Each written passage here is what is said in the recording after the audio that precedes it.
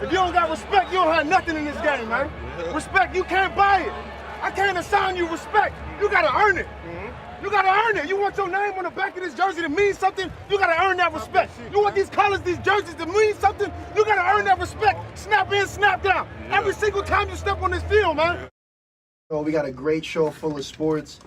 This is In the Huddle with Kenny C, Lil, and maybe Anthony later, a new addition to our show, a third co-host on the show. Ladies and gentlemen, let's get this show on the road, please. All right, so they hear the music. Let's get it going now. All right. This is the right song for this, too. This is it. We got to bring the energy back. Let's get go. everybody involved. Hey. All right, Kenny C, let's get this money. All right, so for today, this is the Huddle, as I said 1,000 times. And to start it off, we're going to have the breaking news with Bryce Harper signing his massive deal with the Philadelphia Phillies. 13 years, $330 million. And then we're going to get into other topics such as the Lakers and their game last night against the Pelicans, as well as, stuff about LeBron, and then going into the Celtics and how they played the Trailblazers. And then me and Leo will take our hot takes on who we think is the biggest letdown thus far, the Celtics or the Lakers. And then we're going to go to halftime, and I'll talk about the other topics we have there. But Lil, let's get this show on the road. So how's everything going? Not too bad, man. Not too bad. The week was pretty stressful in terms of work and stuff, but that's why we're here. We in the huddle. We're going to let the stress out. And guess what? I'm ready to get this show on the road. Ladies and gentlemen, let's go. Right, breaking news out of the MLB as Bryce Harper signs a massive 13-year, $330 million deal. Kenny C, talk to me. What's up with this deal right here? I'm in the gym earlier today. I look at my phone, and bam, the big deal we've all been waiting for. He held out. Machado made his deal, and then Harper strikes with an even bigger deal. My lord, Lil, $20 million signing bonus on this contract. So here, let's break this down. I'm going to start with Harper a few years ago. 2015, this man had the best season of a player that year. The .330 batting average, 42 homers, and 99 RBIs. Also the MVP of the NL. And then you look at last season, still solid stats, significantly lower batting average with a .249, but he still had 34 homers and 100 RBIs leading his team. In my opinion, Lil, it is too much money. Way too much money. I want to see right now, I'm calling this in the huddle, next season, or this season coming up, when it starts after spring training and we get this season underway, Machado and Harper better get those bats swinging, because I want to see close to an MVP performance by both of these men for the money they're getting. Oh, my God. What do you think about this, Leo? Because this is ridiculous. When Manny Machado, got his deal, his famous $300 million deal, 10 years, I went on this show and I said, listen, we don't know if we are going to be here in the next 10 years. I don't like the idea of giving players that amount of years on a contract, because you just don't know. Players may not show up. They might not feel the urge to get out of bed and even drive to the stadium. Manny Machado can pull a let's go to Cuba and not show up and not hear them. You know what I'm saying? You got to put an AP out for the brother. But then today I'm sitting and doing what I'm doing, and I get this update of 12 years, no, 13 years, right? Yeah, 13. 13 years. I mean, my gosh, that's half of his life. It's incredible. On the Phillies. Are you kidding me? 13 years? I mean, what a relationship that's going to be. You basically married. For real. Bryce Harper and the Phillies are married, ladies and gentlemen. Love and marriage, love and marriage goes together like a horse and carriage. This, I tell you, my Central New York. What is this, American You can't go without the other. My man is out here. We out here, so, Leo, just looking at this, I have to say this. What you just said, the big contracts, these two guys, Machado and Harper, practically married to these franchises. The biggest question arises, yes, with the big deals and the big money, but how consistent will they be for each and every year of this contract. Exactly. 13 years. This Exactly. man better be solid each and every year for that type of money. Because in my opinion, you're investing way too much of your franchise's cap into one player. And, you know, yes, now with Harper, their team does look pretty dangerous in the NL. Just to give you a little look at it, they recently acquired in the free agency earlier, JT Realmuto, one of the top catchers in the NL. And then they have shortstop Gene Segura already, who they got in a trade. And last season he had a 300 batting average, 63 RBIs. First base, they got Rhys Hoskins. Third base, they got Michael Franco. Second base, Cesar Hernandez. And all solid infield players, by the way. And then looking at their outfield, they've got Andrew McCutchen. They have Bryce now and Odubel Herrera, who had 71 RBIs and 22 home runs. So this team looks pretty dangerous on paper. I'm not going to lie. We'll have to see how they all come together, Leo. But, you know, going back to what I said, you better be consistent. You better be hell of a consistent. Thinking of a master plan. Cause there ain't nothing but sweat inside my hands, so I dig in my pocket and all my money spent. Think about how I'm gonna come up with some dead presidents. Ladies and gentlemen, this brother is paid in full, okay? Let me go to the details of this magnificent contract for this brother. Because obviously, I'm not gonna blame the brother for taking the money. I would have did so too. Oh, this is on the Phillies part over here. Of course. Okay, let's go. So, basically, like you said, like you alluded to, $20 million signing bonus, right? Mm-hmm. That's one thing. Now, let's look at the other things here. This includes no opt-out, Yep. no trade clause, none of that. So, my thing here is this, right? I expected him. I kind of felt that the Dodgers had a stronger chance than what people, you know, admitted to or people was expecting because it's closer to home. He's from Las Vegas. It's in Los Angeles. I'm gonna say. Yeah, Los So Angeles. you know, I thought that, you know, even though they were going to offer him a short-term deal, that he would have, you know, taken that short-term Are deal. you talking about with San Francisco? Yeah. Mhm. No, yeah, and the Dodgers. Oh, the Yeah, the Dodgers, 'Cause yeah. the Giants offered him a contract. The Giants too. Yeah. The Giants too. And he met with the Giants twice. Mm-hmm. So I kind of led more to the Giants in a way between those two teams because Yeah. they were both obviously in California, and he met with the Giants twice earlier this week. So I thought the Giants probably was the front runners. And then all of a sudden, you know, that's one thing with sports.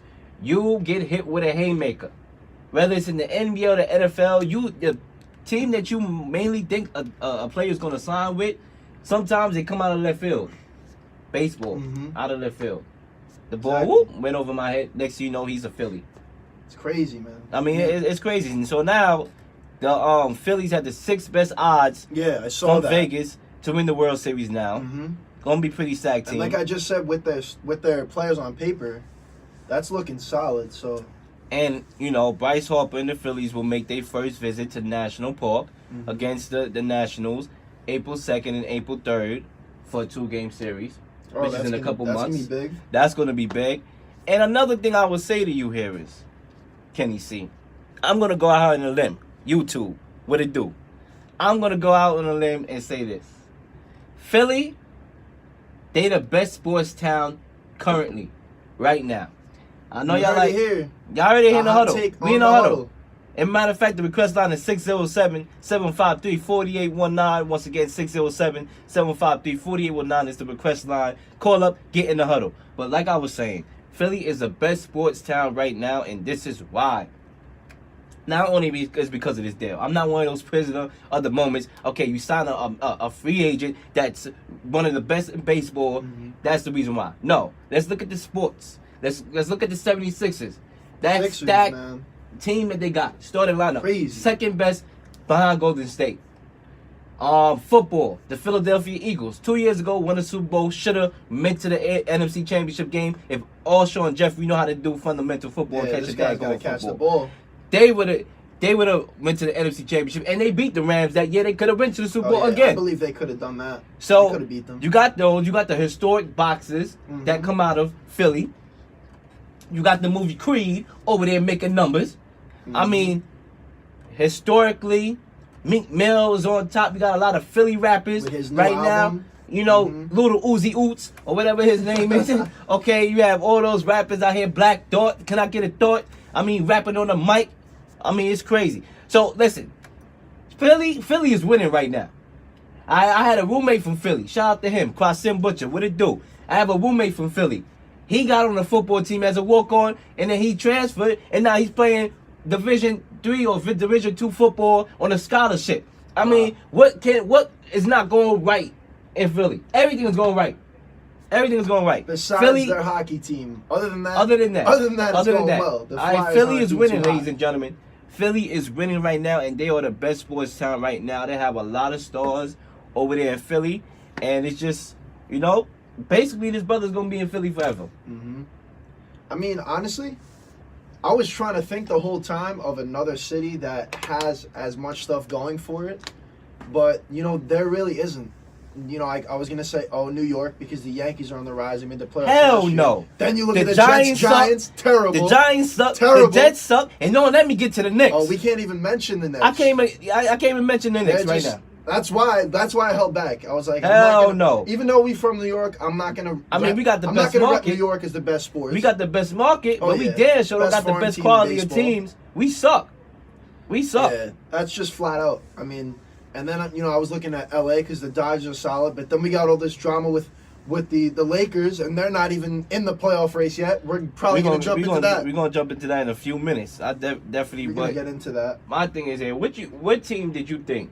Because we mentioned something about the Giants, how they were going to offer him $12 million and a $310 deal, and they wanted to offer him a bigger contract, but obviously tax season, ladies and gentlemen, tax season came into play. But what team did you feel was the best fit for Bryce Harper? Did you think he made the right decision at the end of the day when it's all said and done?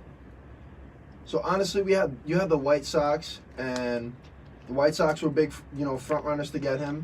I need me a pair of White Sox. I got me on some gray socks right now. So they were big front runners to get him, and then, then obviously we had the Phillies who were always in talks. But looking at the standings last year, I'm just gonna take a look at the standings. The White Sox last year, I'm trying to pull it up. It's not cooperating. Come on now. That Wi-Fi though. Never cooperates.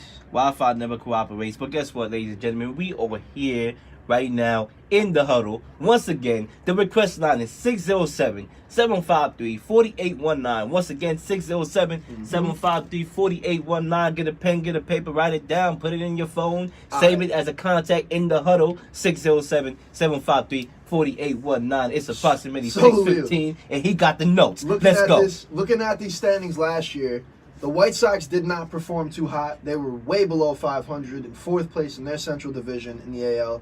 And then, you look at the Phillies, they were only 2 games out of second place and in their division, in the Eastern Division, in the NL. And, honestly, overall, just looking at that, let's look, where are the Giants at over here? The Giants, they were in fourth place. The Phillies were the best option, honestly.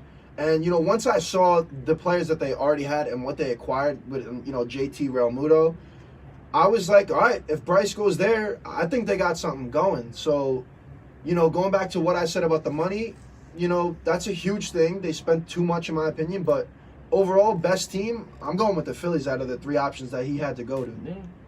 In all honesty, I would Philly, say so too.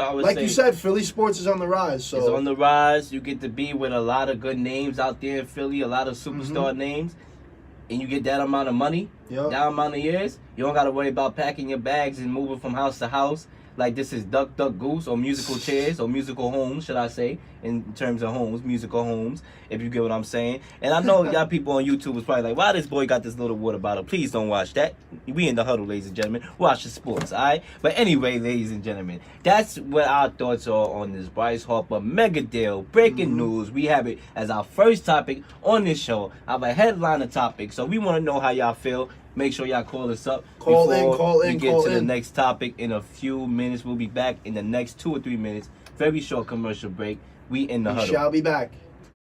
You hit the mics. You ready? The dragon. Ladies and gentlemen, we are back in the huddle. Yes, sir. It's time to get into the next topic, ladies and gentlemen. If you're an NBA fan, tune in because we going NBA style, ladies and gentlemen. The Lakers. The LA Lakers. Oh, man, man. What we got, Lil? What happened last night? What was going on last night? Got a much-needed win against Huge win. against the Pelicans, 125-119. without AD in the full quarter. Mm-hmm. So They're not giving this man enough time. Listen, we're gonna get into that in a second. But come on now. The most interesting thing here is not only did the Lakers win, and not only about AD's minutes, but both Sacramento Kings and the Clippers lost last night, which means the Lakers, obviously, they still got work to do, obviously. But 100%. it helps. It helps with them trying to get that last spot. And I believe Marvin Bagley last night went down with an injury, I gotta check on that. I gotta see if this brother's gonna be A-okay, because if that's the case, then that's a tough loss. Looking at this game, man, in my opinion, LeBron, what he was talking about, time to go playoff mode, he went playoff mode in this one. 33.6 boards, 10 assists. This man was going in. I'm pretty sure, didn't he hit like a clutch shot at the end as well? I didn't get to catch the end of the game. He definitely hit a clutch shot at the end. I saw the alert. And, that's just vintage LeBron James really right is. there. Vintage LeBron James. Me and my boys in my house that I live with, we were talking about this. If the Lakers lost this game, it was most likely over. Like, in my opinion, if they couldn't beat the Pelicans, and try to stay in contention, especially that you said the Clippers and the Kings lost, I feel like it would be over for them because, this team, man, LeBron's trying to make it seem like he has to do it all by himself. My man, you have a young team around you. Kuzma and Ingram, 23 points, 22 points last night. Share the love with the team, and you guys can make the playoffs. I don't know why this guy is trying to be, this big controlling freak. I'm going to talk about that later, Lil, when we get into, our picks about Celtics Lakers. But this game was big. One thing I would say, it's a big game. LeBron James hit a clutch shot. But obviously 125 to 119 without the services of AD is not impressive. It's not. It's not impressive really against his Pelicans team that couldn't buy or sell a shot at one point in the game. Mm-hmm. So my thing here is the Lakers obviously they're not going to blow teams out. They're going to have a lot of close matches. Yeah. And they have the fifth hardest remaining schedule coming up. So I just don't know. Because they got their work cut out for them. Mm-hmm. And they're not out of the park yet. Oh, no. They're not whatsoever.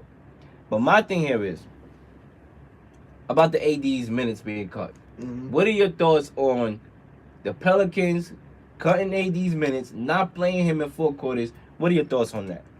All right, so this man still has 2 years on the contract. I don't know what is going on with everybody in the sports world right now. Oh, where's AD going to go? He's going to go here, he's going to go there, or maybe LeBron's trying to recruit him. The man still has 2 years left. Let him finish the 2 years.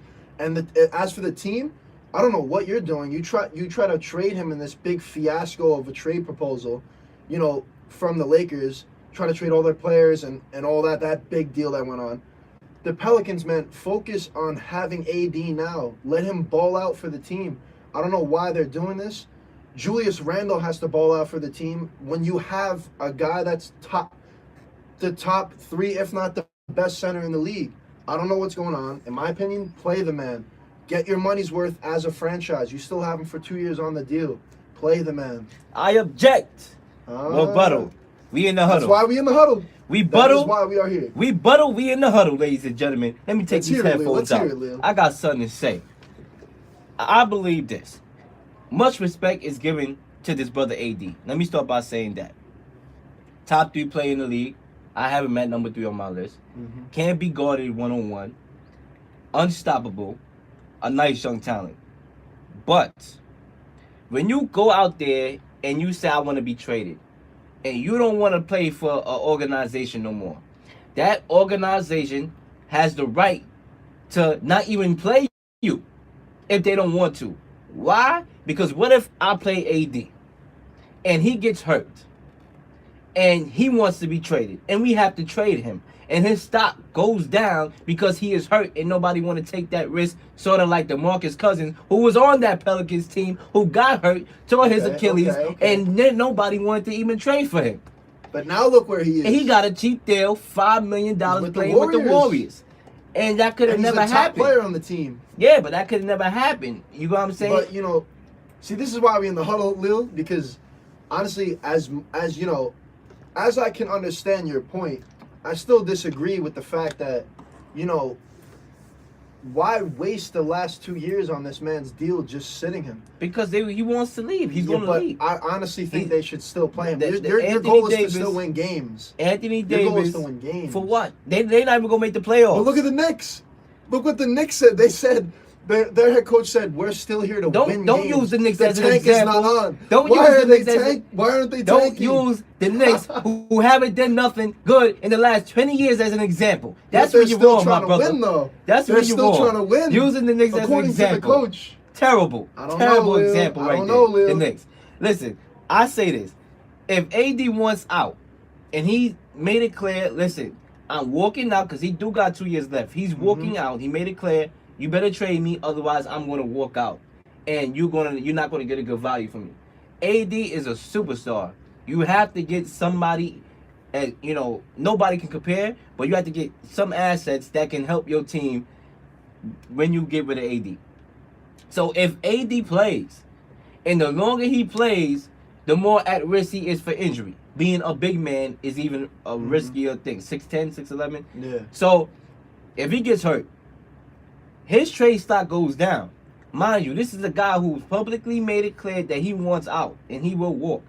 His trade value becomes diminished via injury. And we'll get to sort of DeMarcus Cousins feel. Because this is the same team where DeMarcus Cousins tore his Achilles up. And a guy like that who's the second best center in the league behind Joel Embiid, indeed, he couldn't get, nobody wanted him. And that's why he was able to take a cheap slavery offer to go play for the Warriors. All right. Well, then honestly, at that point, you gotta leave it up to Davis. Like, if Davis himself, he doesn't want to play, then this shouldn't even be a discussion. Davis Forget don't him. have no say. If he wants to play, I feel like he should voice that to the team. He wants to play. Obviously, he wants to play basketball. He loves the game. Well, yeah, of course, but my thing from what is, you're saying, then if you if the publicly team's come gonna out, dog him like that, I wouldn't even want to play. if you publicly come out and say, I want out, then technically you're not part of the franchise anymore. Your body's just there. You contract obligated as part of the team, but obviously it's like a marriage. Before you get your license, sign to go off and do your own thing. You're still obligated to that husband or wife or whatever it is in this generation. It could be dog and husband, whatever it is your preferences. Panda bear, elephant, you know what I'm saying? Elephant, whatever. Whatever it is. Whatever it is. Whatever it is. Man. You know what I'm saying? You know what? I'll admit it. You beat me here. You got me with it. You got me with the argument. In the huddle. I can see your point. I made my point, but hey, you gotta give credit where credit is due. I'm giving you credit on this we one. got to address the elephant in this daggone room. We have to. We have to, ladies and gentlemen. We have to. And like I said, I just feel like, yes, it hurts to see Anthony Davis. And yes, it's a discomfort to the fans that are the Pelicans. Because you come to the games to see AD. No, and you want to see that's AD very true. in the He fourth is the quarter. star of their team. However, business is business. We live in America. So we should know what business is. Business comes over a lot of stuff in America. So at the end of the day, life is not always fair because of business. Business is dirty. Business is evil. Business is successful. Corruption and greatness. All those good words. All those words at the same time. And that's what business is.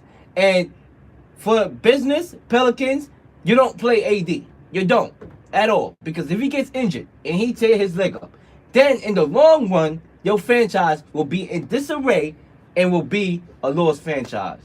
And nobody wants to go to the Pelicans. You're not going to get that max free agent willingly saying, all right, I want to go to Louisiana, all right, where the crime rate is high, and I'm going to get shot on the way to the game, all right? It's not going to happen. All right. So, Lil, We in the huddle. let's get into the Celtics now. We got to last get into night Well, before we get into the with the Celtics, Trailblazers. we got to talk about LeBron James. Oh, okay. His comments. Okay. So, I was going to use that as one of my points, but for a little debate we're going to have after we talk about the Celtics as well. But with LeBron, the comment that he made, Leo, at this point, if you're still allowing distractions to affect the way you play, then this is the wrong franchise to play for. You should come in and say, listen, I can't do this. End quote. What are your thoughts on that, Lil? My thing is here. You see, that's the thing that gets to me about LeBron James. And listen, LeBron James is one of the most iconic players. I can't stress it enough. I know the people on the YouTube that's going to be tuning in later when this video go up is LeBron James fans majority. And listen, I'm not going to say anything to discredit LeBron James' abilities, his talent, what he brings to the table, being one of the best players to ever play the game. However, when you have so much distractions that you brought upon yourself, how in the world are these young players who just got out of high school is supposed to go to the free throw line, concentrate, when the fans are like, LeBron's going to trade you, LeBron's going to trade you? These are young players. If they're hearing their names in trade rumors all year long, all right, how are they supposed to focus? It's trust. In order to have chemistry and play well together on a team in the NBA, it revolves around trust. Relationships, friendships, teammates, work. It's about trust. If I can't trust that I'm going to be here, why am I going to focus? How am I going to focus and actually be good? So I blame this whole situation going on with the Lakers on LeBron James, and not only LeBron James, because sometimes it takes two to tango. That other person will be Magic Johnson, okay? Because he can make, let me not say this controversial statement. You gotta, sometimes you gotta catch yourself. You gotta watch it. You gotta watch yourself. Right? Shout out to the FCC listening. Come out to the shout out to the FCC airwaves. We know you listening. So I'm about to refrain from what I'm about to say. However, Magic Johnson has to have some of the blame, because when you publicly, chastise Luke Walton, and all you hear is Luke Walton is, he's gonna be fired after this year, that makes him on these two, because he know he's gonna get the hammer like MC Hammer when the season is over. So it's Magic Johnson's fault and it's LeBron James' fault. They knew. They publicly stated before the season started that this was a 2-year process. So I don't know what in the world Houdini magic trick they thought was gonna happen this year, when they publicly admit to the folks that were listening, that were excited, that listen, this is a 2-year process. How all of a sudden from a 2-year process is because it becomes a win now? It was never a win now. The Lakers was never going to win anything now. The Lakers was going to get to the playoffs and get bumped in the second round. They were never going to make it to the Western Conference. I don't know what Stephen A was talking about. Come on. You know what, Lil? I 100%. That was gonna be my main point, or one of my points. So you did help me a little bit. I thank you for that. For the next segment, next segment, since we're gonna talk about the Celtics, I don't want to voice my opinion on, because the next topic we're gonna talk about, ladies and gentlemen, after we go over the Celtics game last night, the biggest letdown of the season so far, it's Celtics or the Lakers. My pick's the Lakers. Lil's gonna pick the Celtics. And we're gonna talk about it. So you want to go over the game first before we get into that? Let's go. And then we'll go back off to what I'm going to say about LeBron. First of all, real quickly throughout the game, let's look at it. I would say this: I'm gonna start with the Trailblazers. Okay. Because the Trailblazers have a good team. They had a good team last year. They got swept in the Pelicans in the first round. Very short of expectations. Terrible. But they have terrible. Charles Barkley. To me, this Trailblazers team is the best team that the Trailblazers had in the last couple of years, because Damian Don has been taken into another level. We all know about CJ McCollum. We all know about that backcourt. But you have guys like Enes Kanter that can be a rebound machine. That was a big pickup. That was a big pickup. Rodney Hood, once he gets settled, a low-key huge pickup that nobody saw. Yeah. And Damian Lillard put up 33 points, 7 rebounds, and 4 assists in this game. He's clutch. We all know Damian Lillard is clutch. We don't give this guy the proper respect that he deserves. He be shooting from Steph Curry land. This guy is a real deal. My thing here is, look at the Trailblazers record. They are now 18-4 against teams in the East. All right, and they are 20-19 in the West. Even though this Trailblazers team is really, really good, really, really good, the fact that they're in a stacked Western Conference, it sucks, because they're not going to beat Golden State. True. They're not better than the Nuggets. They're the 4th seed right now. They're the 4th seed right now. So, and if they won the rest, they will be in. And I mean, in the East, they will be in a better position. All right. So that's the problem with the Trailblazers, and that's why it sucks because this is a good team and they're going to compete. You never know. They could shock a team. Who knows if they play the Nuggets? They possibly could. They got the experience. Yeah. But especially with Dame. it just sucks because they're not going to get past Golden State.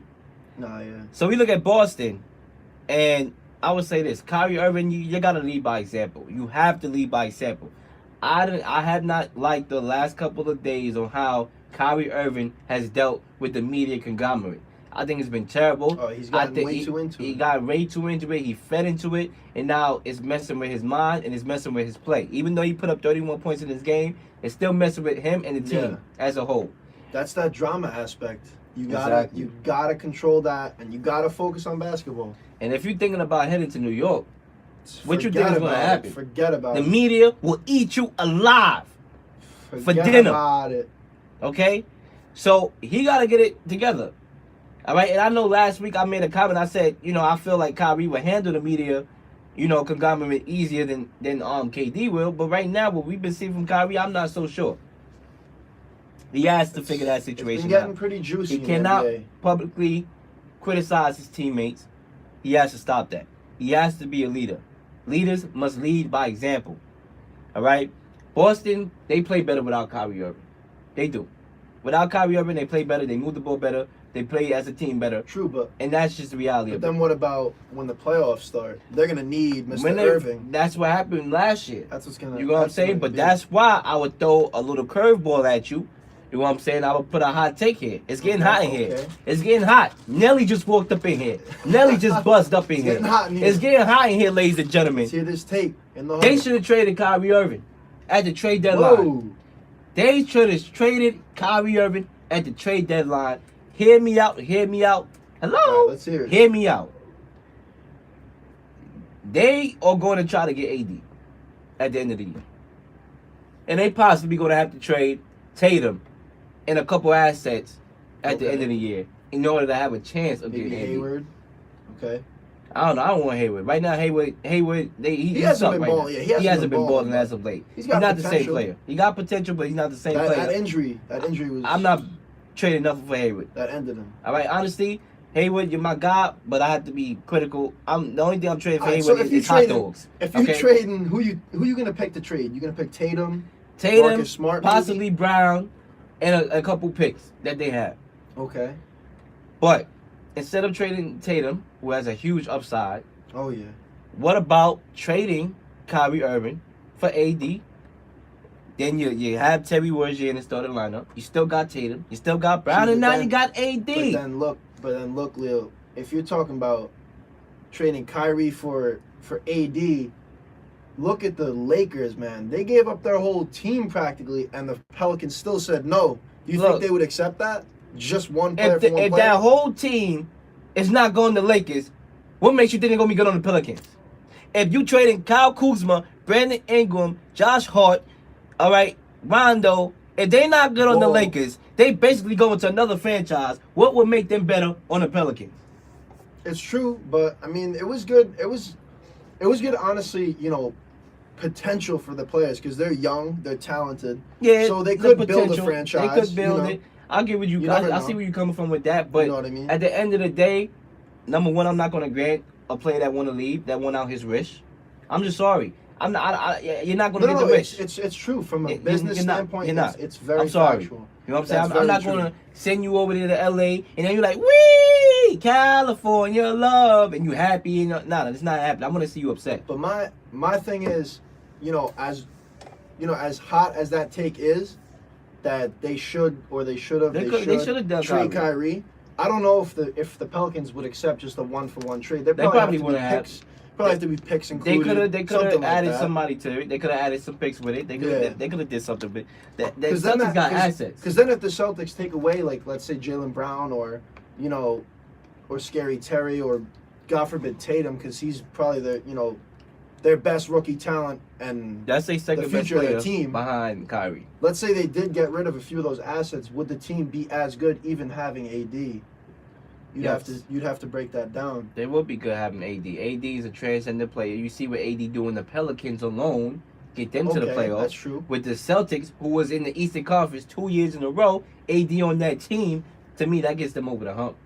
AD, Okay, you heard it here. Tatum, Brown, Scary You heard it Terry, here. no Katy Perry. All right, that would get them far, in my opinion. So yeah, I would have done Kyrie Irving because we don't even know if Kyrie Irving is going to resign. Oh yeah, we gotta. It's gonna Kyrie be big, man. Irving I'm in the eager Knicks. to see what happens. with all Listen, these it's kind of players. like I'm gonna do you dirty before you do me dirty. That's Mhm. what it is. It's a business. What about what we said a couple segments ago? Corruption, the dirty money. Corruption. All right, the dirty business of life. I'm gonna do you wrong before you do me wrong, and I'm gonna sing And my song. that's like the sports world too. That's how All- the sports world all that. operates, man. It's a dirty game. It's a dog eat dog world. It's a doggy dog world. No Snoop Diggity, no dog. All right, that's what it is. So I would have just dealt Kyrie Irving for AD. I would have made it happen right now. Because the reason why they couldn't trade for AD was because Kyrie Irving was in the way. He had that option. They couldn't. You remember they dealt for Kyrie last year. Mhm. So in order for them to make a deal in that trade deadline, they had to get rid of Kyrie.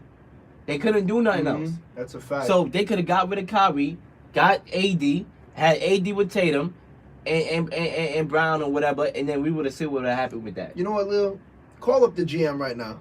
Tell him your thoughts because that sounds like a very Where the phone valid at? plan to Where me. the phone at? That sounds like a valid plan to me, Lil.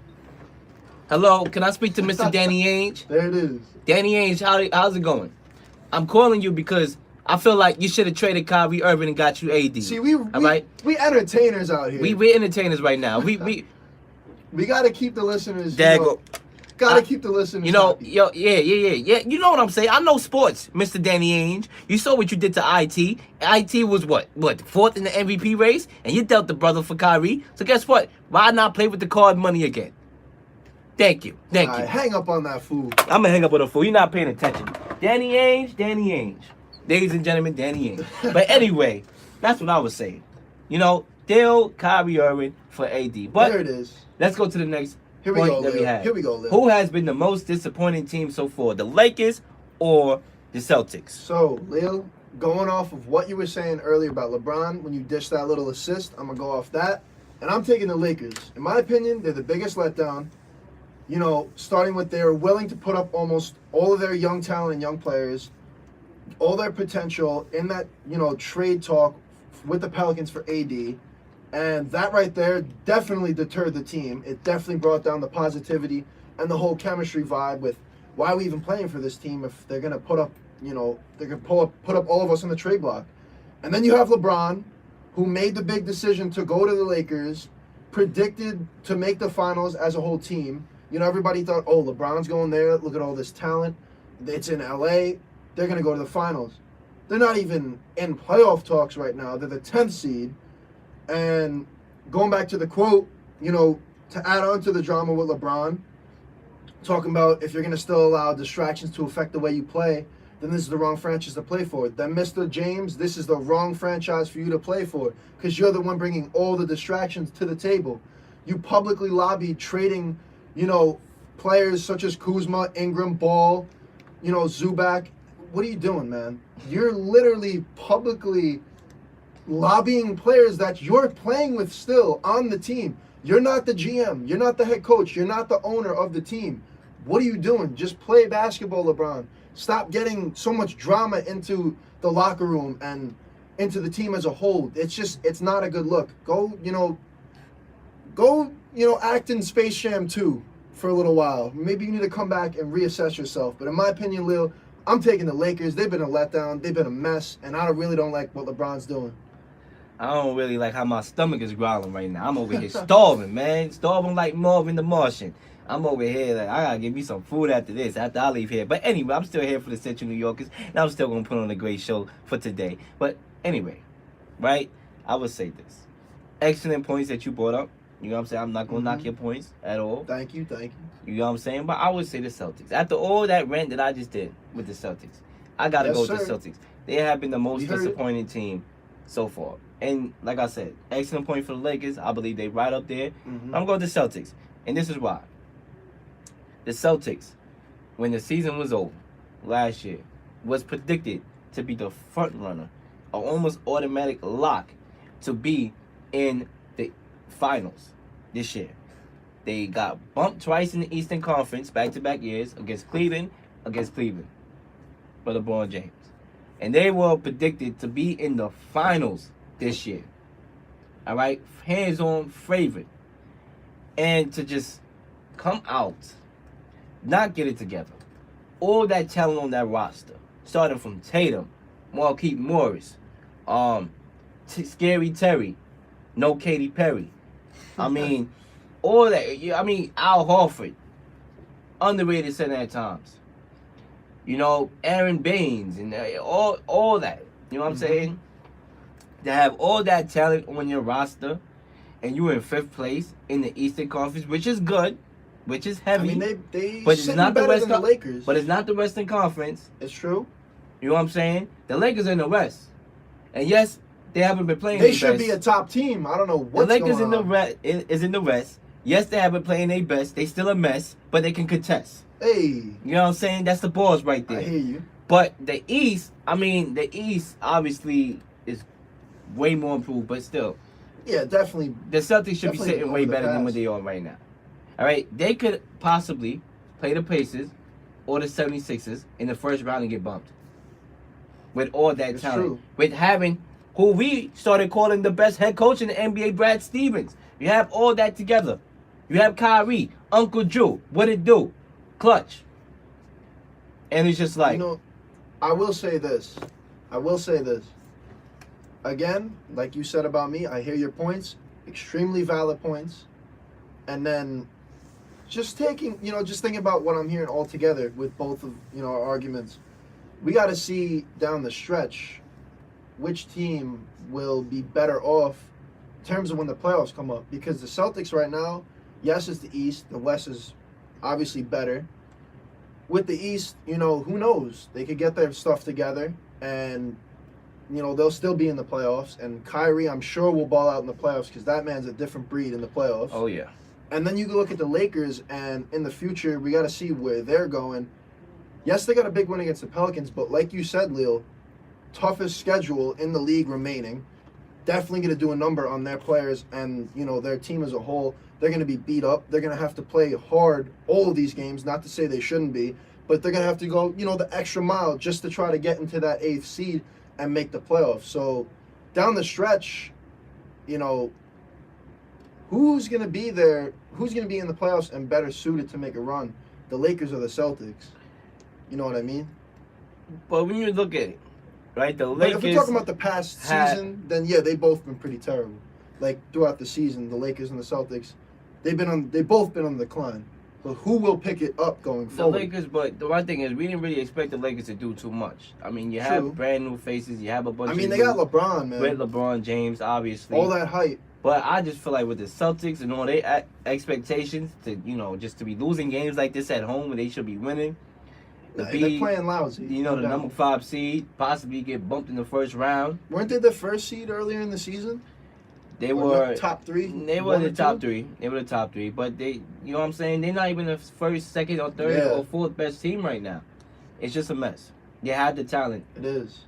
To compete with Golden State, and they're not doing it. So and Hayward, talking about Hayward, what you said before, all this talk last season when that man got hurt with the huge injury.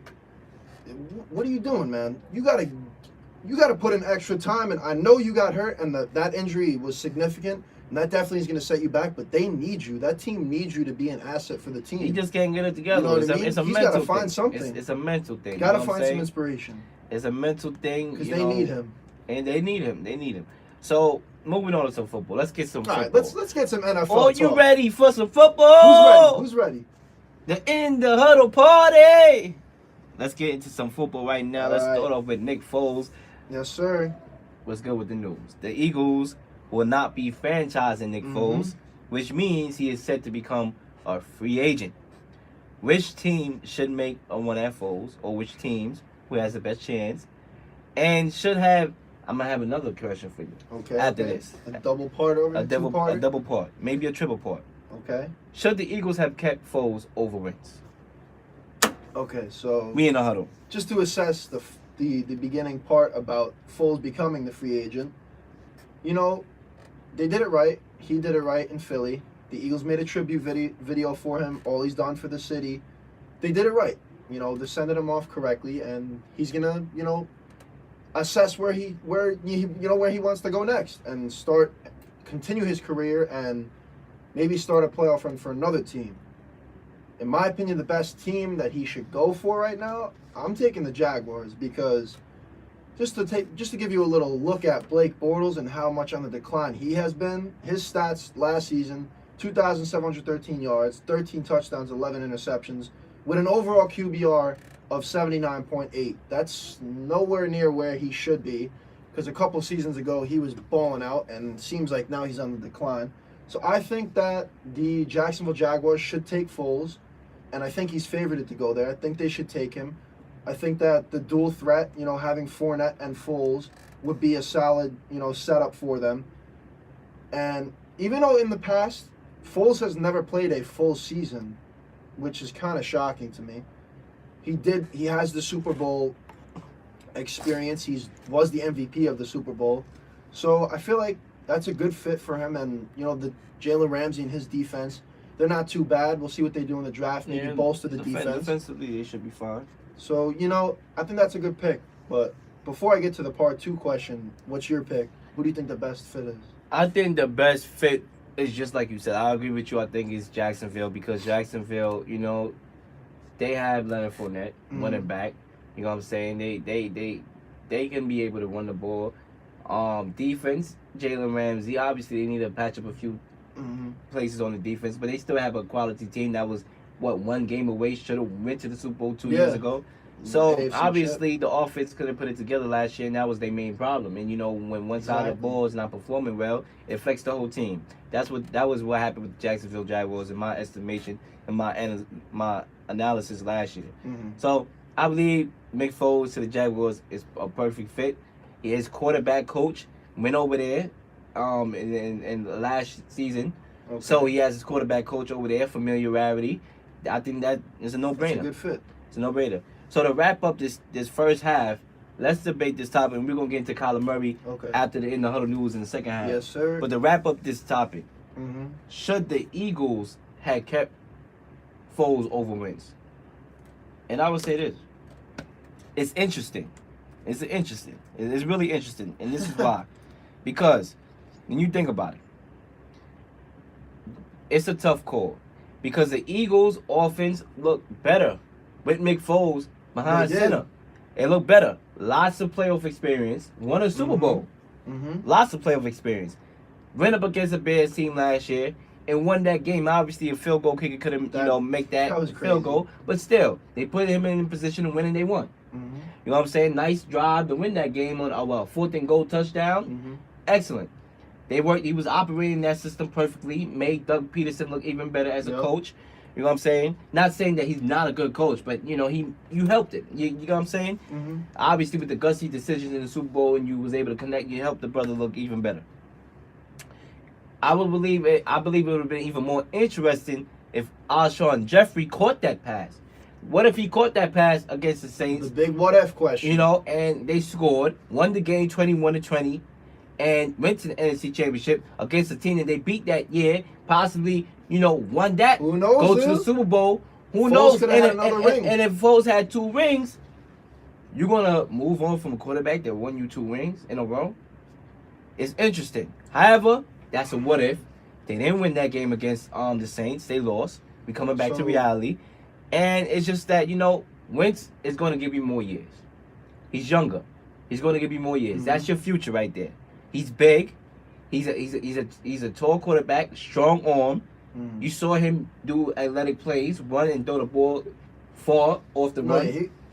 He was, and he has no upside. But the thing that's gonna bring down Wentz is this man has been injured for the past 2 seasons, going down with an injury. And Foles, in both of those seasons, Super Bowl year, he only played 7 games of the season, which obviously the last 7 were the biggest for the Eagles because that's what got them to the playoffs, and he took them right through and won the bowl. And then last year, Wentz only played in 11 games before getting hurt again, and then Foles took over, drove them to the playoffs. So yes, I agree, Lil. In terms of keeping Foles, maybe they should have, but What I'm thinking is, yes, they have Wentz. We obviously know he's a great quarterback. He's proved that he's solid, but the injuries is what might, hurt him in the future. So, in my opinion, I think Philly might be looking for a quarterback in the draft. In my opinion, maybe they are, because I don't know how, if Wentz gets hurt again this coming season. I disagree. You can't trust him. I disagree. They have a willing third string quarterback who have been playing good during the preseason. Can't remember this guy's name on the top of my head. But he has been playing good in the preseason. And he showed me a lot with his strong arm. So I don't think they necessarily have to get a quarterback out the draft. Nate Sudfeld? Nate Sudfeld. There we go. He did good in the preseason. He impressed me. No, yeah, he was solid. He was solid. So I think they'll be fine with him as a backup. My thing here is just that, it's a crazy situation because Nick Foles did a lot for that organization. Yeah. You know what I'm saying? He took a back seat. No, he definitely, before Foles came in the Super Bowl year, Wentz was leading them on pace to most likely make the playoffs anyway. Exactly. And then when he got hurt, it was that front runner for MVP. Exactly. So, no, I actually agree. I take back what I said. Maybe they're not going to go for a draft pick of a quarterback. I was just spitballing. But my bottom line is, with Wentz being hurt for the past 2 seasons, we got to see if this man can step up, stay healthy, and perform. That's the big question. As good as he did 2 years ago. But, when you got a guy with as huge upside as Carson Wentz, you take that risk and you hope that you'll be able to be successful as you was before he went down to injury when he had that MVP season. Because he looked out of sync last year. Obviously, it's his first year. It was his first year back after that injury. So he get a year rest. Yeah. Summertime. Let's see what he can do. He got a ball. He has the ball. The pressure is going to be on him. Because then, if he doesn't, it's not going to be on him as much as Foles being there. So now Foles is out of there. It's your team. You got the keys to the car. You got the keys to the vehicle. Focus, get back in shape, and play some football. 607-753-4819. Once again, 607-753-4819 is the request line. Call us up. Let me know how you feel about the various topics discussed so far in the show. Keep it real. Get in the huddle. We'll be back for hour number 2, starting with our In the Huddle news and debating more topics. We shall be back. I want to play this instrumental. The Dragon.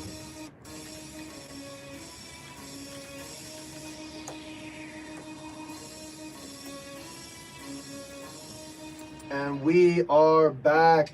Welcome back, Central New Yorkers. Anybody out there listening via the live stream, you are listening to WSUC FM, The Dragon, with Kenny C and Lil. This is The Huddle. Lean back. Hey, and we are back. Lean back and listen in.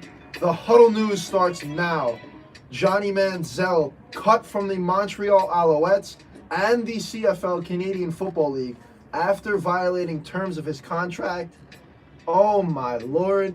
What is up with Johnny Manziel? This man cannot stay on the football field. Can't stay on the football field, though. And he wants to get into the AAF, which is the new football league that started up. We talked about that last show or the show before. We'll have to see if Johnny Football can get back into it and make that money again. The next topic in the Huddle news, Tony Harris becomes the first female non-kicker to sign a letter of intent accepting a scholarship to Central Methodist University in Missouri. And let me say this. You go, girl. This girl is playing at the safety position. You go, girl. She's about to be lighting up some fools out there on that field. She's going to be lighting up fools some and Ed taking Reed them action. to school. So that's, you go, girl. That's Tony big Harris, news. Shout out to you. That's big news for, women in sports. That's huge news. And I'm a big advocate for that. Soon coaching, in the coaching position, woman. Yep. Soon, I'm telling you, you heard it first. Soon there's going to be a head coach as a woman. Who knows? And it could happen.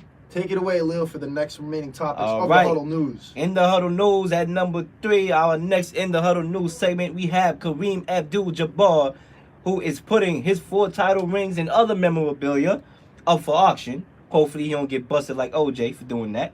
To a charity event, a foundation charity. He says, and I quote, when it comes to chasing, I repeat, my fault, and I quote, when it comes to choosing championship rings, or in a trophy room, or providing kids with an opportunity to change their lives, the choice is pretty simple.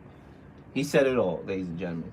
You know, helping other kids, disenfranchised, who need it. Much respect is given to this man. He don't get respect because they don't mention him in the top 3 as he should be when it comes to the best players of this game. Had the most unstoppable shot, had the rings like Michael Jordan. He been winning since high school, all right, or at all levels. He don't get the respect that he deserves, but hey, at least he's given respect. He's one of the greats. He's one of the greats for a reason, ladies and gentlemen. And at number 4, our last In the Huddle news for today, Jason Witten is making an NFL comeback with the Cowboys, ladies and gentlemen. Yes, sir. He's leaving the booth, the Monday Night Football His booth. analyst Thank job God. did not work out. Thank God. I talked about that on my show, Lil. Thank Last God. year, that was a disaster. Disaster. With Booger McFarland, what are you guys doing, man? They look like jokes. Literally. This man's back in the football field, though. Yeah, I mean, I'm he's excited slow. for He's that. slow as a beetle, but he can be able to I'm catch the excited. ball through the needle. Ladies and gentlemen, we in the huddle. And that's it for Yes, our sir. In the Huddle news for today's episode. And it's time to get into a topic right now that we was going to discuss in the first half, but because of time constraints, we had to discuss it now. The general manager of the Cardinals said yesterday that Josh Rosen is the starter. And I don't believe the brother. Should Arizona trade down? Because they had the number 1 pick. Should they trade down? Should they draft Kyler Murray? Or should they draft somebody else? All right, so what I'm What's saying... going on? What I'm saying here, Leo, is I believe that the Cardinals should pass on a quarterback, work with Josh Rosen as they just recently drafted him last year. He is thought to be their franchise quarterback, according to the GM, like you said. So keep your pick and don't trade the pick away. Utilize the options that you have. While this is very much so a defensive-oriented draft, not so many running backs or wide receivers in it, there's a couple good O-linemen, so I think that they really need to beef up the O-line. If you're going to go ahead and say that Josh Rosen is, going to be your franchise guy, that man was running around more than any quarterback I saw last year with a struggling team. Get this man some line. I know they got veteran Justin Pugh locked in at one of the guard spots, but, potentials, Jawan Taylor, offensive tackle on the Florida Gators. He's 340 pounds, 6'5". His movement skills and strength makes him a standout player among some of the linemen. I saw him as ranked as top 1 or 2 on that draft board in terms of offensive linemen. And another pick, Jonah Williams from the Tide, Alabama, 6'5", 302 pounds. He was an elite lineman for the Tide all year and has bowl experience. So, in my opinion, Leo, I'm taking an O-lineman, and if I'm not taking an O-lineman, I'm taking the best defensive player in this draft, Nick Bosa, Ohio State, 6'4", 270-pound edge rusher. He could be a franchise player for their defense, especially that they let go of defensive end Marcus Golden, who's testing free agency. He was their big edge guy. They needed a new and improved defensive star, Leo, so I'm either taking a lineman or a defensive player. What do you think about everything?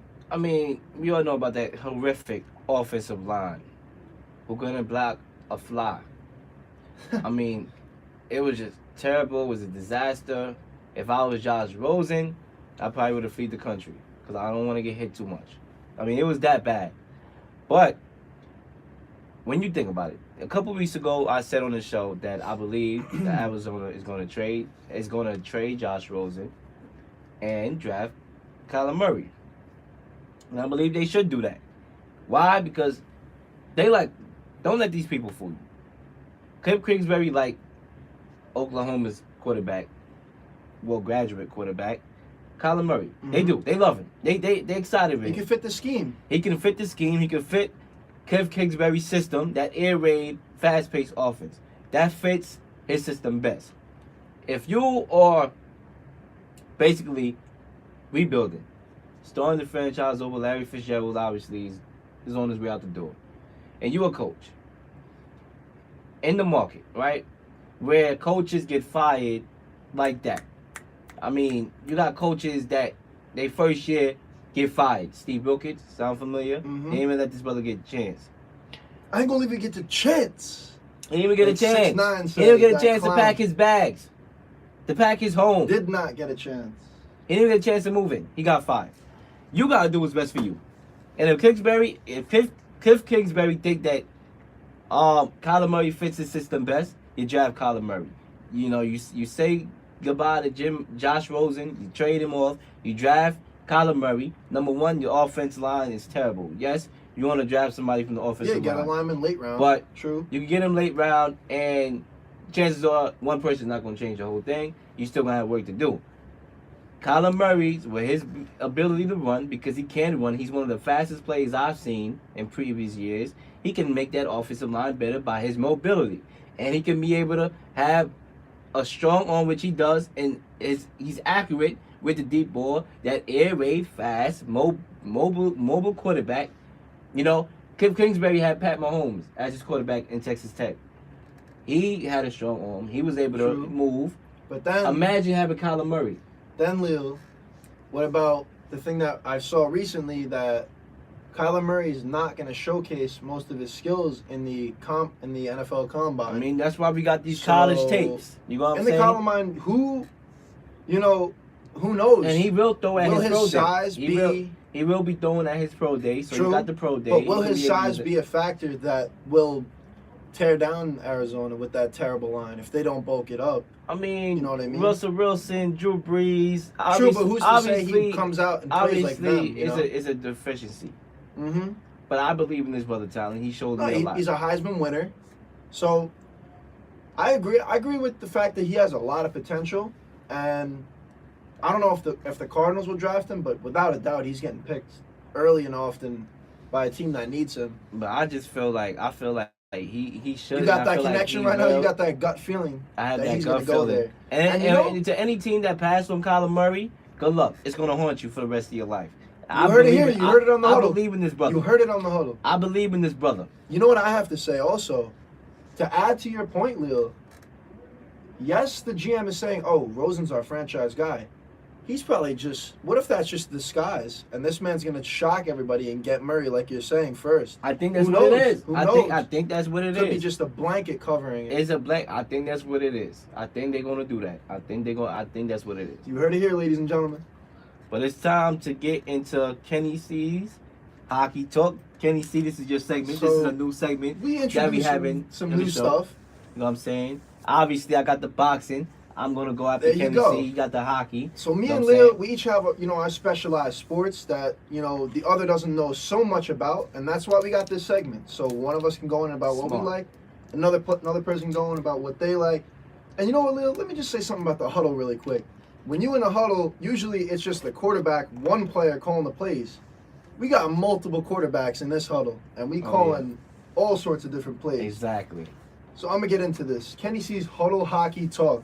The NHL trade deadline was recently happened, and that was on February 25th, 2019. The biggest trades for me that I saw, being that I'm going to just put this out there. I'm a New York Islander fan, so, I'm going to talk a little bit about that after, and with a big segment that I just wanted to, talk a little bit about. But right now, forward Mark Stone, one of the best in the league right now, was traded from the Ottawa Senators to the Vegas Golden Knights in exchange for a defenseman, Eric Brandstrom, forward Oscar Lindenberg, and a 2020 second-round pick. The winner of this trade, in my opinion, the Knights. They received a dynamic two-way forward who has 28 goals, 34 assists, 62 points this season in 59 games, which is pretty incredible. And, they gave up a young defender who has yet to play a game in the NHL in Brandstrom, and a forward in Lindbergh, who in 35 games only 4 goals and 8 assists. So the Knights 100% won this trade. They are a playoff team as of now, and I believe that the Senators, they could have got way much more for Mark Stone, and they should have. In my opinion, it was a stupid trade on their part, because this guy is a great player. And being an Islander fan, I would have liked to see him, because he's a goal scorer. But moving on to the next, the Colorado Avalanche received veteran centerman Derek Brassard, a former New York Ranger, who this season in 50 games has 10 goals, 9 assists. Overall, he's a good veteran player, and I think he could bring, a lot of good talent to a team, even though he's a bit washed up. But overall, I don't think it was a terrible move. They also got a 2026 rounder to further build their future, And if Brassard signs with the Avalanche when his contract is up, then they will not get the pick. So, you know, in terms of the Avalanche, I feel like or the Panthers, I feel like they kind of got shafted a little bit, or the Avalanche, I think they got shafted, but the Panthers, the Florida Panthers were on the other end of the trade. They received the 2020 third rounder. In the end, you know, it wasn't a bad trade overall. I think Florida maybe got the edge because their pick is solid. It's solidified. They get it no matter what. And then moving on, I'll just go over this one real quick.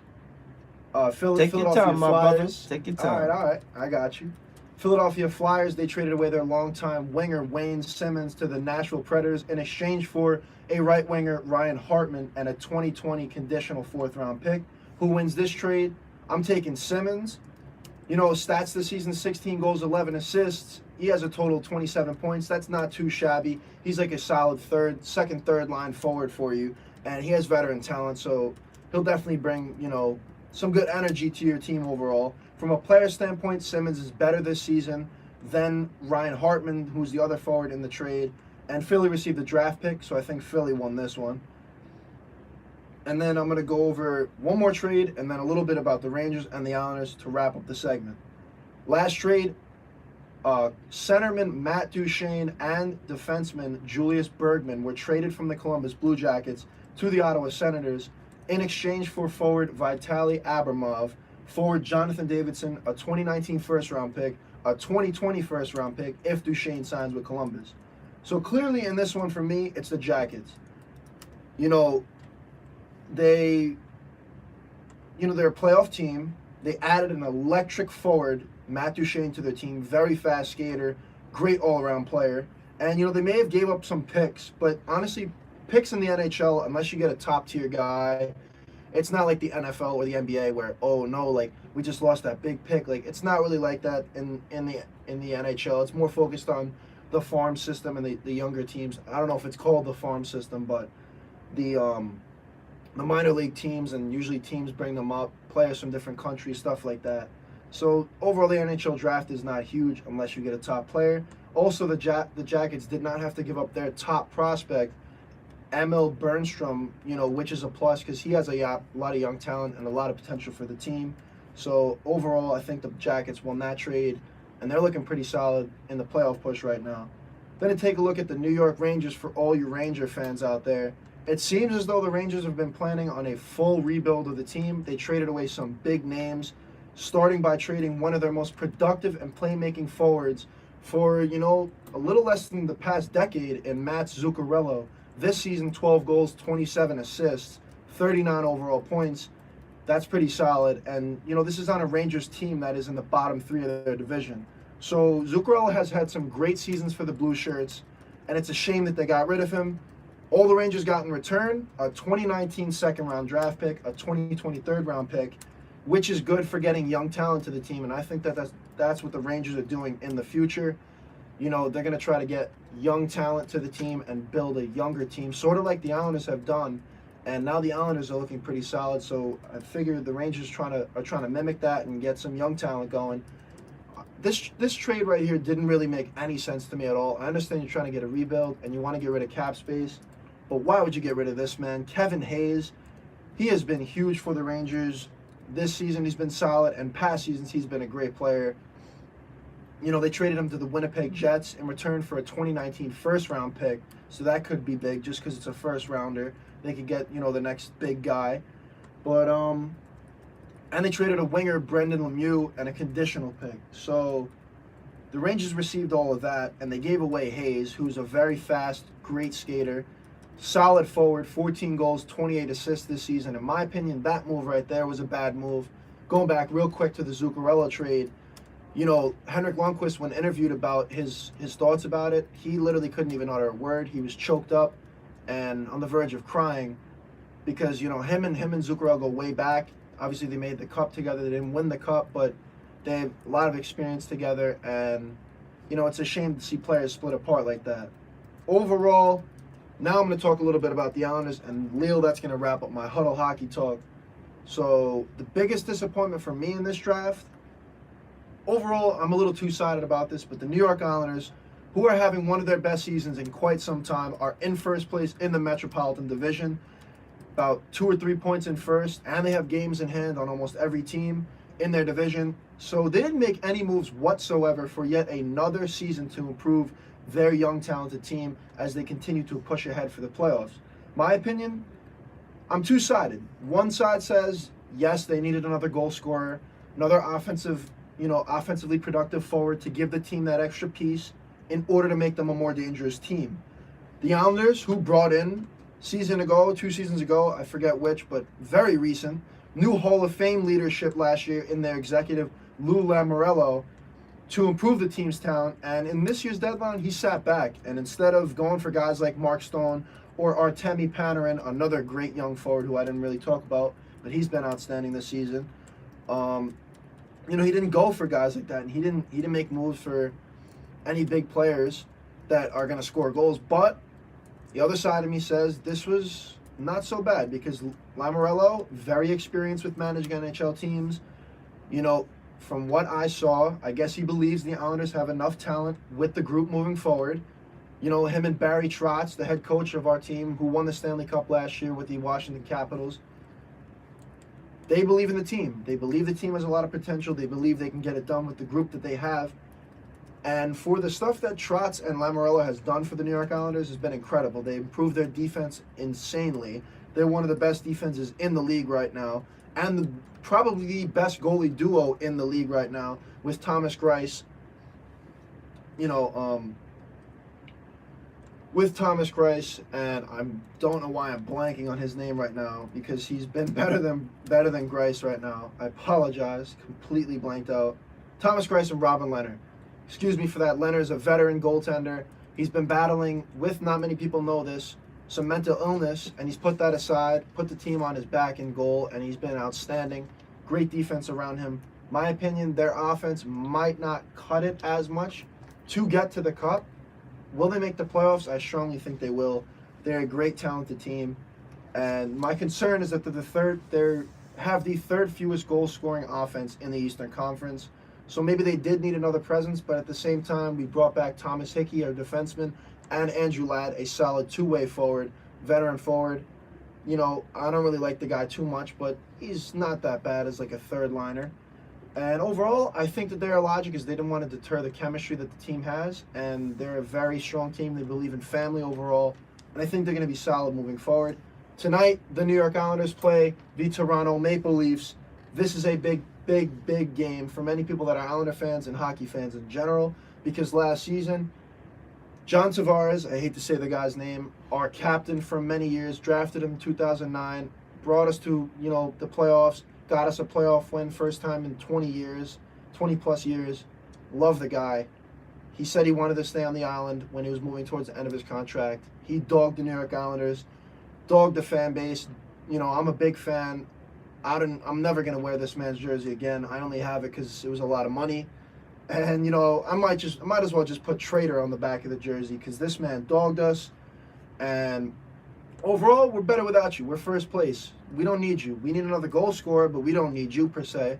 So have fun with the Leafs. And, tonight is a big game. He plays us in the Coliseum, which is our former stadium. We play a few games this season there. We're playing in the Barclays primarily. This is a big game. Should the fans boo him or should they not? Lou Lamoriello and Barry Trotz, they don't want the fans to boo Tavares. They want the fans to respect him.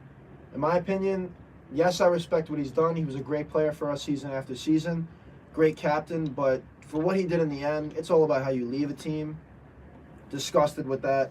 I was completely disgusted, and honestly, if I was there, I might give a boo or two to Tavares if I was at the game. And let's go Islanders. I hope they crush them.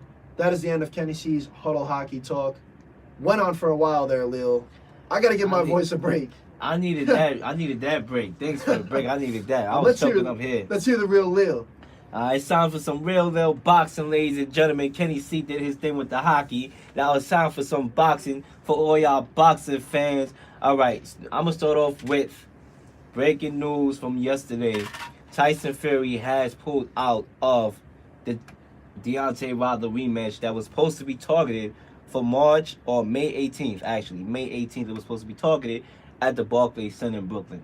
So, ladies and gentlemen, obviously it's a big letdown because if we are heavyweight fans, that's a fight that we wanted to see. That's a fight that we was going to count on because we knew we couldn't count on that AJ versus Deontay Wilder fight because AJ's too busy playing duck artists. But now we have another duck artist. And it's sad for me to say this because I have a lot of respect for Tyson Fury. Tyson Fury is my guy. I had a huge aspirations for this brother coming back from depression to actually give Wilder a lesson in the ring because I thought he won that fight.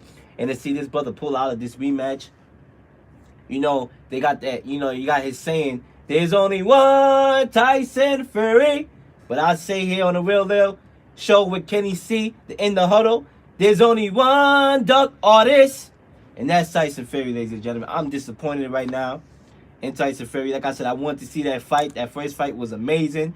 I thought Tyson Fury won the fight despite the 2 knockdowns because he schooled Wilder as a boxer, as a technician. He was swift. Wilder couldn't hit the guy. But it's a shame. I believe that Frank Warren didn't want him to take that fight. I think Frank Warren got in his ear. Even Bob Arum, because we all know that Tyson Fury has signed that deal, that mega deal with ESPN worth $80 million. So, that 3-fight deal. So, I believe Arum got in his ear. Arum is always getting in people's ears. You know, he got the Pacquiao ears a lot. He don't want his prize fighters, you know, taking risks. But I know this from Arum. You know what I'm saying? He's messing Pacquiao up, and that's why Pacquiao, you know, I feel had to move on. I believe this. Frank Warren, like I said, did not want him to take the fight. I don't even believe he wanted him to take the first fight that they fought. Because Tyson Fury had only 2 tune-up fights prior to the Wilder fight. So I believe Frank Warren didn't want him to take that first fight. And I believe, basically, when Tyson Fury hit the canvas in the 12th round, that's the shot that most guys, 9 times out of 10, would not wake up from. I don't know how Fury got up from that. He rose up like he was the Undertaker. I don't know if it was the coke that the brother used to smoke, and when he hit his head, it was no joke. He woke back up. I don't know what it is, all right? But he must have felt something that he haven't felt in his life for him to want to pull out of that. He must be still feeling the ramifications of that knockdown because it was fierce. I thought it was over, and he got up. It must be that. It must be that. I'm disappointed, ladies and gentlemen, because the World Heavyweight Division, guys are supposed to fight each other. All right? Back in the day, with the Muhammad Ali's, the George Foreman, the Joe Frazier's, we fought each other. We wasn't scared. We knew that would be our last breath that we took once we entered that ring. We could have never seen our families again. But guess what? We put it all on the line. Now, in this day of clout, in this day of social media, we care about our legacy. We care about us having the money, selling out Wembley Stadium. Anthony Joshua talks here. 80,000 fans wanted to see me. If I get knocked out, then I would never be. We scared of that. Now that's what it is now. It's all about the image. Image is everything. Ladies and gentlemen, let's cut the shenanigans. Let's cut the trying to be cute. This is the World Heavyweight Division. You're supposed to have marks in your face. You're not supposed to be cute. You're supposed to be looking like an ugly soul after you leave that ring because you've been through hell. You're not supposed to be looking good. Your eyes supposed to be have a boot on it. All right? This is not cute. The heavyweight division is not for the cute. It's for the guys that's going to get it there and do the dirty work for 12 rounds. I'm disappointed in Fury. All right? He said, listen, I'll come back for depression. Depression had the first fight, made it seem like he was the president or something, donated money, donated his fight to charity, and make it seem like, you know, this is the best story ever told. But now, he don't want to take the rematch, the intermediate rematch. Come on. Then he want to sit here and blame the robbery of the first fight for not accepting the rematch. You was in talks, in negotiations of having that immediate rematch. So all of a sudden, you blaming it on the robbery? Save that for the birds that fly in the sky. I'm not buying it, and I'm not selling it. What is going on? That's a bunch of malarkey right there. All right? That's a bunch of malarkey. You was in the negotiations for the immediate rematch, and all of a sudden, you're blaming it on the robbery. We all know you got robbed. All right? Go tell that to Bob. We all know it. All right? But don't blame it. on the judges in the robbery. We already know you got robbed. You was in talks of having an immediate a rematch. You had the date mapped out for May 18th at the Barclays Center, and all of a sudden, you pulled out the deal. We already have AJ ducking Wilder. We don't need another duck artist in the heavyweight division with the top 3 fighters in the division. We already know Wilder has power. He's a dangerous fighter. We all know that. All right? But still, we in the world heavyweight division. If you got the belts, if you want the belt, you fight. You fight. Listen, if Wilder gave me an offer like he did AJ with $50 million with no boxing or amateur experience, I'm taking it. If I die in that ring, that $50 million is going into my family, and they're going to be living large in Hawaii. Aloha. All right? That's how I feel. But guys are scared. And I know Wilder got the power. He's dangerous. But still, I mean, come on, Fury. You had to take this rematch. You had to. Now we also got news that Eddie Hearn, who's a con artist. I'm tired of Eddie Hearn. Every time I hear Eddie Hearn, I mean, if you don't learn it's Eddie Hearn. Every time this guy speak, the only thing that I hear out this guy's mouth is lies. Lies, lies, lies, lies, lies, lies, lies, lies, lies. That's all I hear when it comes to Eddie Hearn. It's lies. He could be having a whole speech. Lies, lies. Today I lie. Tomorrow I lie. Anthony Joshua lie, lie, lie. We offered him a lie. We offered him a lie. I'm about to kiss my lie. Lie, lie, lie. That's all I hear when it comes to Eddie Hearn. It's lies. They a bunch of duck artists. They full of themselves. All right? They just get me tight and annoyed. And I'm tight that a fighter like AJ has to be under this cap. Because this guy is a con artist as they come. All right? He supposedly makes a multi-million-dollar fight offer to Wilder for $15 million to fight Dominique Brazil or Dillian White and a possible 60-40 deal against AJ after. Listen, we already know that's a bunch of malarkey. What they trying to do is take the attention off AJ because we all know AJ ducked Wilder, and that's the speculation going around. True speculation. So what they want to do is get that attention off of it to make it seem like they actually making offers out to Wilder. No. Save that for the birds that fly in the sky. I don't believe it.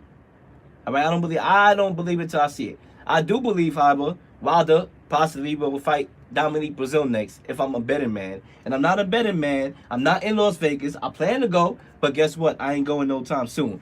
All right, he probably going to fight Dominique Brazil. Dominique Brazil says he's ready, but guess what? When you get knocked out, it's going to be feeling like you got stabbed by Freddy. Because Wilder ain't nothing to mess with. All right, you might be ready, but when you feel that power that Tyson Fury felt when his head hit the canvas, and when Luis Ortiz went down on his knees like he was Colin Kaepernick for a second, when you feel that power, you gonna know. You gonna know, cause Wilder got that power. Wilder's a bad dude. He can't box for nothing, but he can hit, and there's a difference. When you're a knockout artist, you just need the knockout, and that's what Wilder needs. It's just the knockout. All right?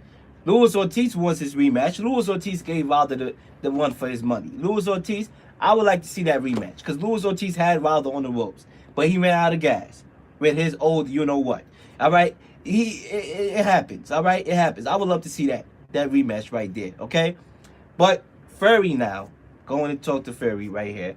Fury has been linked to fight Joseph Parker, rather. And, interesting fight, but not interesting.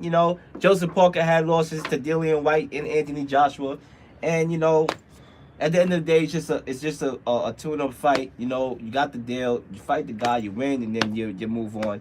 They saying that the fight with Wilder could happen this year. At the end of the year, I don't know if these guys want to fight anymore. I really don't know. But Wilder did not take this too lightly, knowing that Fury has pulled out the match. He was like, "You sorry? Mother, you know what? We knew you only said this because you knew you wasn't fighting me next. Clout chaser. You requested a warm-up fight first." This is what Wilder tweeted. He was like, "I don't blame you though. I probably would too if I saw my brain splash all over the canvas." Ladies and gentlemen, I just don't understand why Fury put out this fight. But then again, hey, I'm not the one getting hit with the knockouts. And I'm not the one getting hit with the punches at the end of the day. I'm just a fan. I'm just a radio personality. And I just talk my boxing. Ladies and gentlemen, That wraps it up for Real Lil Boxing. When we come back from commercial, we back in the huddle.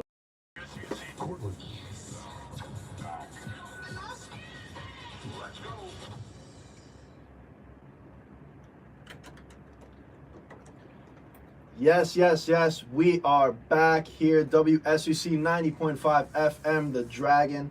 This is The Huddle with Kenny C and Lil.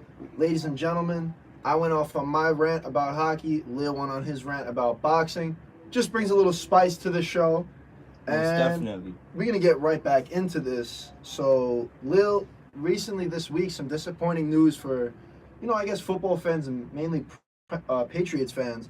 Robert Kraft, was accused or found guilty. He actually pled guilty, or he pled not guilty to soliciting prostitution in Florida. And basically, it was hours before the AFC Championship game. This man was, soliciting prostitutes at a spa hours before the game. And now the next court date is March 27th. Kraft can face up to a year in prison, $5,000 fine, 100 hours of community service, and mandatory attendance at a class on the dangers of prostitution and human trafficking. So, Lil, what do you think about this? This man... I hope that the brother got his book bag ready. Clowning. He going to class. Ladies and gentlemen. But listen, I touched on this topic on my show, the Real Lil Show, Mondays 8 to 10 on the 90.5 FM airwaves. I touched on it. I was saying, basically, it's always something with this Patriots organization. As a Patriot fan, it's always, obviously you got the winning, you got the Super Bowls, but you always get hit with a lot of controversy along with that you got to deal with, the struggle, and that's our only. It seems like that's our only competition is the scandals that we take part of, and that is the Flake Gate, Spygate, and now the prostitution gate. It's just a lot of stuff going on right now. I don't know how true this is. I still want to see facts. I don't know. I'm taking it off of face value, and if it's off of face value and what is proven is true, then he deserves to be punished for it. What kind of punishment? I think this man did it. What kind of punishment is it worth? I don't know. That's up to the judge. That's why I'm not in the court system. But it deserves some type of punishment if it is true. If it's not true, I didn't. It's wondering why. Because I heard that even Adam Scheffler said that he's not the biggest name that was in that. Yeah, no, he was involved with a bunch of other people. You know what I'm saying? I just know he has his hand on prison reform with Meek Mill, and I believe sometimes when you do certain things, you get targeted. But who knows? I don't know. But, at the end of the day, if this is the case, then, hey, it's something that can't happen. And honestly, the reason why he got targeted probably is because, yes, there was a lot of other people involved, but, he's Robert Kraft. And everybody knows that in terms of you're a sports fan, even if you're not, this guy's like a billionaire, owns the Patriots, many rings. When if you're Robert Kraft though, Leo, come on now. If this is true, hours before an AFC Championship game, you're supposed to be the head of your organization. You should already be at the game, seated and ready for the game. You know what I mean? That's kind of embarrassing as a whole. There's a lot of people that get away with these type of things, that are front and center. Allegations is all over the place, and they still get away. Robert Kraft, a guy with money like that, I'm just shocked that he doesn't get away, but a lot of people get away. Not that he deserving to get away. Everybody should go down for these type of heinous acts, but there's some people that get off with money. You remember what we talked about in the show over time? Dirty money, corruption, exactly. Exactly. He has money. He can pay people off. But I believe that he's targeted. That's my personal opinion. He's targeted because of his, what he donates, his prison reform, his hands on it with Meek Mill and all that. I believe that it has some reason of him being targeted. I'm not saying he didn't do it. Maybe he did do it. But I believe that he probably did do it. But the reason why he's getting brought out to the light with it and not under the rug is because of these things that he takes part of. That's my personal opinion. I could definitely see that as being a big thing, but honestly, just looking at it, if he does get charged with it, that's on his record, and he's the owner of a franchise. That kind of puts dirt on the team's name. It looks terribly bad. It's come on, come on now. The people is going to this spa, taking pictures like it's a daggone exhibit. All right, I'm gonna say this: if listen, I know this man's wife died a few years ago, Yes. but Myra Crabs. I one, you believe is her got name. billions of dollars, and two, you can go to a strip club where it's legal to do whatever in the strip club. Go there if you want to get girls. Don't illegally solicit prostitution. I mean, you hanging which around. is a crime. You hanging around Meek Mill a I lot. mean- I'm surprised you're not up in the strip club every night with I Meek mean, Mill come on and now. Gucci Man. That's what I'm saying. You know what I mean? So I mean, he got a lot of money to throw. it's I true. mean, he's rich. You know, and Mans will make a that's dance. craft. We're gonna have to see what happens on March 27th. What the outcome is. But what else you got for us, Lil? Well, basically, what I would say is, trafficking, sex trafficking is a huge problem in the world, and this is another side of it. It's a huge problem, bigger than what people think, and a lot of children, young boys, even get thrown into this too, which is not that boys over girls, but that's a whole nother situation for another day. It's just a big situation, and I'm disappointed, and I'm waiting to see more information so I can actually give a fair assessment on what I believe. There you go. There you have it. But now it's So time what to else get do into we got here? We got our next topic over here before we go on a quick commercial break. Duke loses to Virginia Tech 77-72. Oh man. And we have to talk about how crucial is this absence of Zion Williamson, because it seems like Duke can't get it together. They lost their last 2 of 3 with Yep. Zion being out. And They almost lost to Cuse. yeah. That was a big game. I was watching that. It just seems like it's a big impact because Zion, we know what he brings to the table. He's a game changer. He's a franchise changer. And without your best player He's a phenom, man. and hearing these circulations, and that's why I argue for what I argued on the show last week about he needs to be on the court when he's healthy, because all this speculation that he might sit out until the draft, that could mess with a team, About the togetherness. team player, what you were talking Yeah. about in the last show, I definitely agree. They need him. It's evident that they need him, especially with March Madness coming up. That's going to be huge. Duke's number 3. They were number 1 for the whole season. Last, few games, they fell apart, and now they're ranked 3rd. They lost to Virginia Tech, who was ranked 20th. There's the elephant in the room. Yep. So, this is a critical loss because Zion is a different guy. He's a different breed. He's a phenom. He's a big boy, and I really think they need him. RJ Barrett, Cam Reddish, they put the team on their back. They're carrying them right now, but I feel like they need their big guy, their big 3.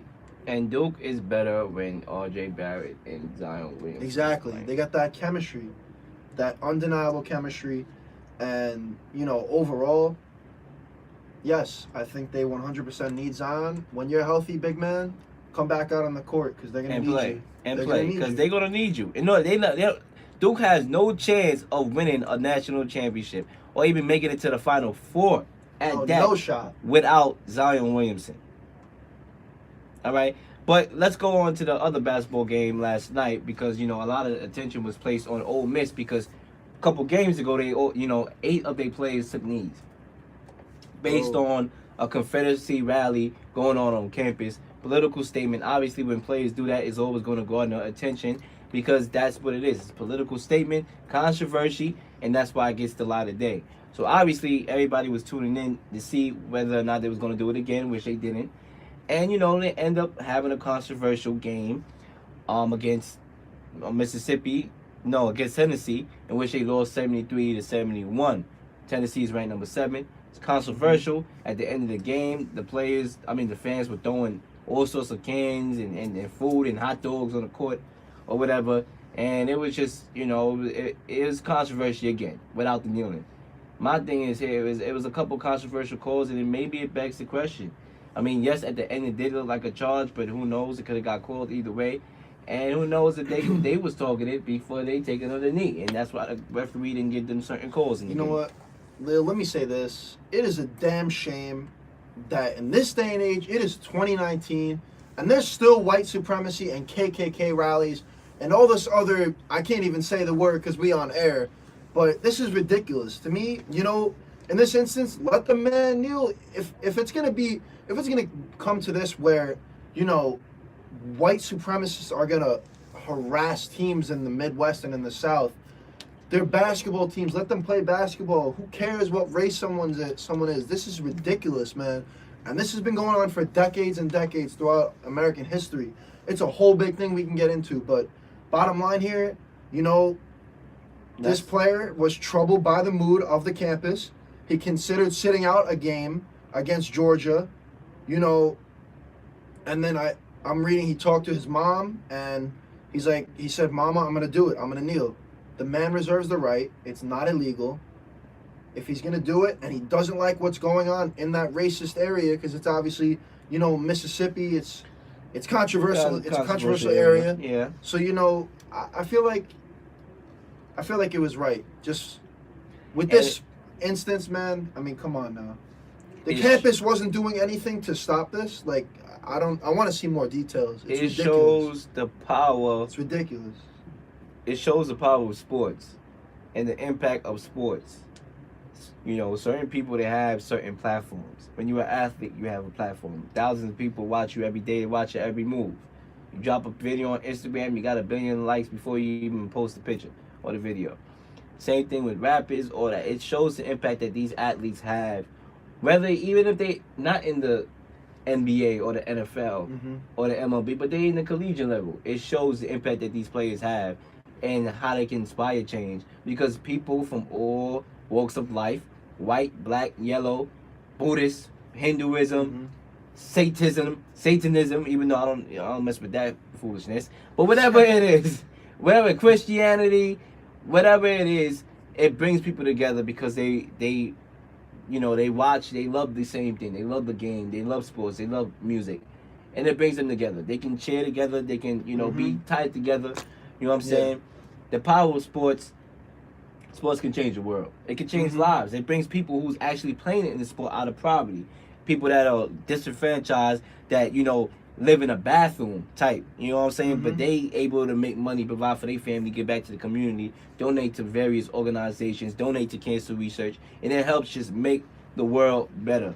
That's the power of sports. And, you know, I 100%, Leo, all of that was, you know, that ties big into what I'm about to say about, you know, sports does have a huge impact, and stuff like the anthem, Ole Miss, obviously a big, you know, college basketball team, big program, a lot of people watching, they're on TV. You know, this player took this, you know, instance of what was going on around the campus and with these rallies of these white supremacists and these racists, and, you know, he figured everyone's watching sports. Sports is a pedestal. I'm going to do this. He kneeled at that game. You know, there's a quote here. It says, "My emotions were just for the students. I didn't want anything to happen with us playing the game while the protest was going on. I felt like I couldn't pass that moment without making a difference." He made a statement. He kneeled.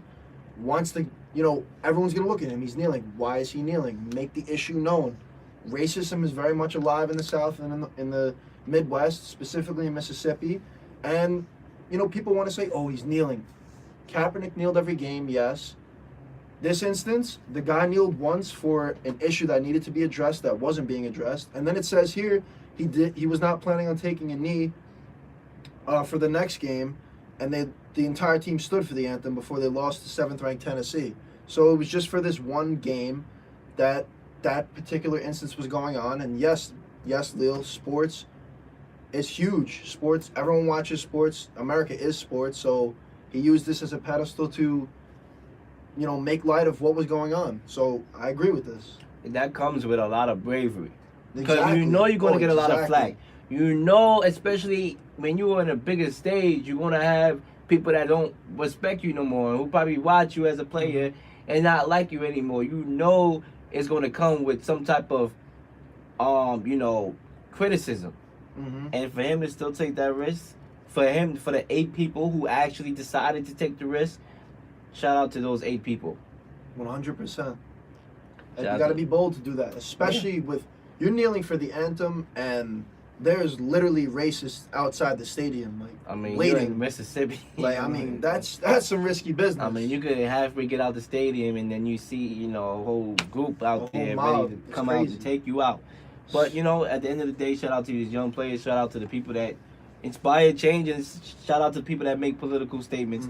Because at the end of the day, like we just said, and it sums it up, sports, it galvanizes people together. It's a platform. Yes, sir.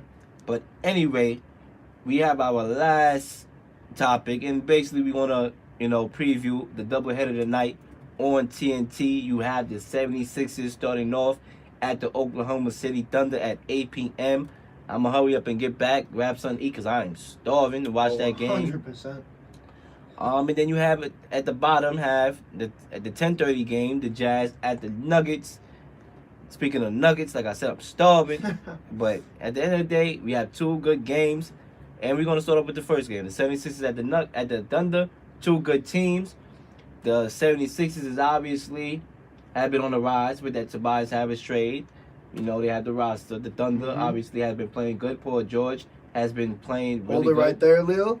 Paul George shoulder is out tonight versus the Sixers against the 76ers. That's a big thing. That's a big factor.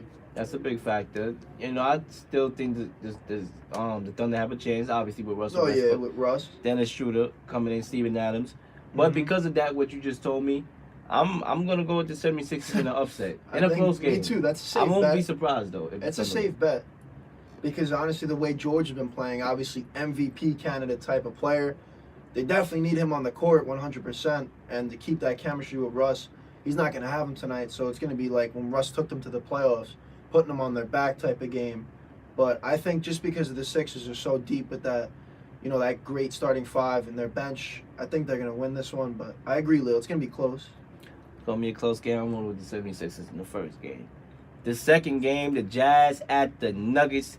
The Nuggets, to me, even though they're number 2 seed, they're underrated. They don't get credit like that because people feel like they just this bust, that they're going to be a high seed and be the number 2 seed, and then they're just going to get bumped somewhere along before the Western Conference. And I'm telling you right now, this Nuggets team have a good team. Oh, they have Jokic. They have Paul Millsap. They have Jamal Murray. You know what I'm saying? They still got IT when they want to use him. When he, obviously, they have a good team. Exactly. So when he gets healthy, they have an excellent team with a bunch of young talent. Jokic is the real deal. He's one of the top young players out here. And, they have a good team. Obviously, the Jazz, they have a decent team, too, with Donovan Mitchell. But I'm going with the Nuggets to win this game at home.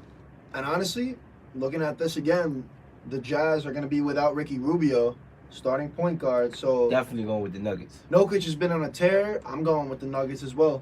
You see, I was going to go with the Nuggets anyway. But with Ricky Rubio being out, that adds the sweet and sour sauce on the Nuggets, ladies and gentlemen. I think we need to go get some food, Lil. We need to go get some food. I think it's about time we close this show.